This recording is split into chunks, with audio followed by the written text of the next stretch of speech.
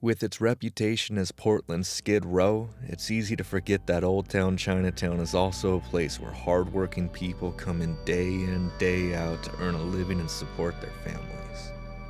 Where family-owned businesses pass from one generation to the next, and where dreamers risk their life savings to make their dreams come true. To get a sense of what it's like to own and operate a business in Old Town Chinatown, we asked a small sampling of business owners 3 questions. How did you find yourself owning a business in Old Town?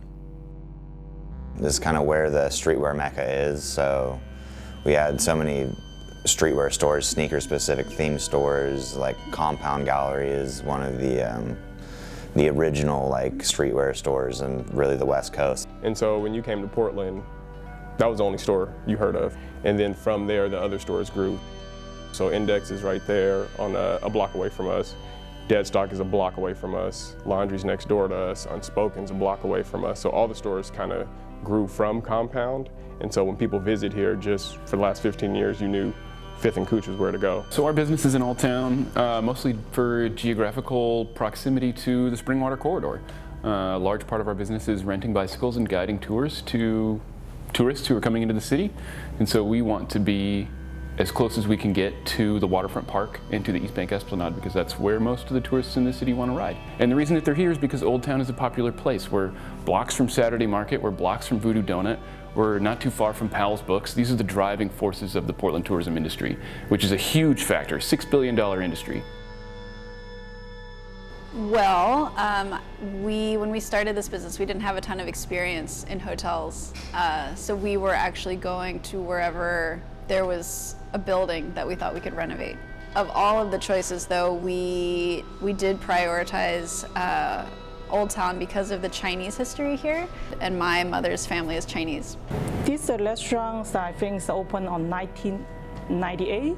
But I work here for over 20 years already. I work here since 1999, and then I just take over 5 years ago. Where do your customers come from? Most customers and eat here for the long times already. Some is over 20 years, and parents and childhood, just old customer. Most is old customer.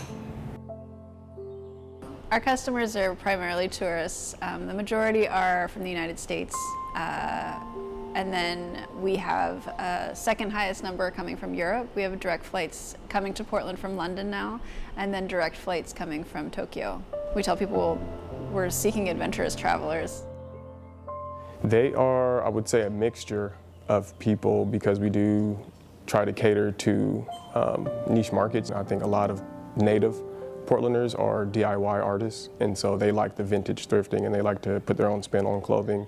And then there's the local brands that we have in the store, and those are more so for the tourists. High schoolers to recent graduates, and that probably is our target demographic, and that's who we appeal to the most. So most of our customers are, at this point, kind of regional customers, largely from California, Washington, get a good amount of customers from the East Coast as well, Texas.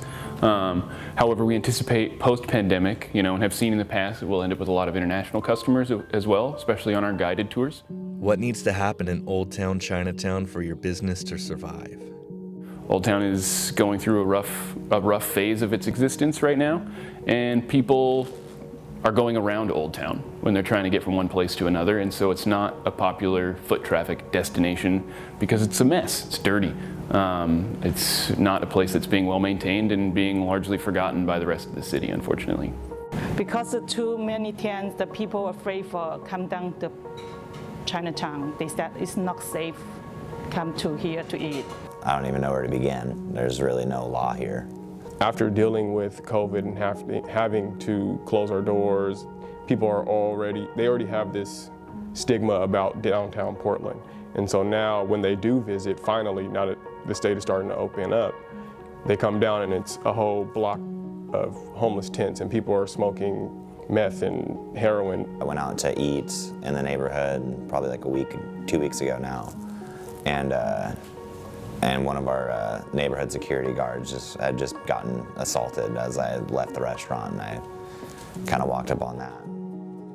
We have actually a totally different homeless population down here than was here before, and it's much more violent because there's no one here. I rely on the fact that my customers don't know where we're located. We try and guide them in the best way to have the best experience in Portland or in this neighborhood, which is usually in this neighborhood to not stay in one place for too long, just keep walking to your destination. I've been advocating to just have a clear delineation of where people can and where people can't camp. You know, I tell people all the time, small business owners, particularly in Old Town, know more than your average person about the homeless crisis. 98% of people that are living outside were abused as children. Almost 100% their mental health issues or their addiction are coping mechanisms for that abuse.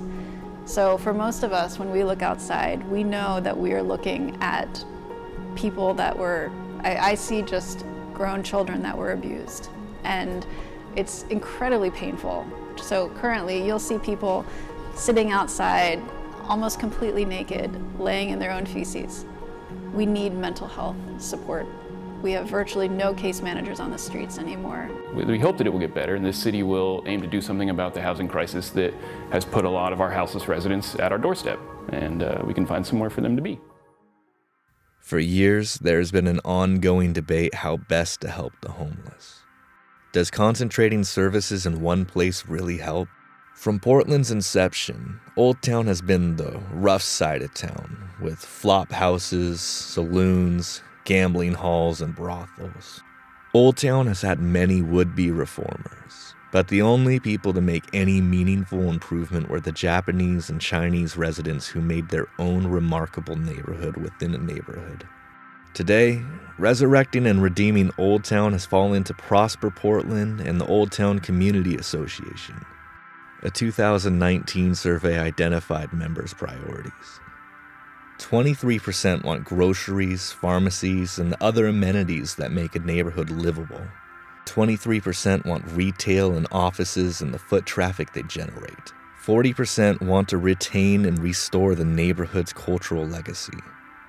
The top priority for 45% is safer streets. It's important for us to have businesses surrounding us that draw people into Old Town so that we're not just a place-based destination. For example, the Shanghai Tunnels place that's right next to us, Portland Walking Tours, has decided they don't want to operate anymore and they've closed up shop. And that drew a lot of foot traffic into the area. We're kind of dealing with the city, trying to get a street closure permit so we can host our street fairs again, where we have local Portland brands come out and be vendors. We have vintage resellers be vendors. We have food vendors. We have music and stuff like that. I think people are ready to come outside. I think people are ready to spend money. There's a street fashion scene here that grew organically, and we needed to grow out of that, like grow with that, make that what we're doing here. And so we started recruiting businesses that were different arms of that same industry. And in the last 2 months, I've gotten 8 leases. What do I see in 5 years? I see an epicenter of Black excellence and Asian excellence, and I really see that Old Town was where everyone started. And we're gonna take care of making sure Old Town thrives. Whatever happens in the rest of the city is up to them, but we will focus all of our efforts on revitalizing a neighborhood that has honestly never been revitalized.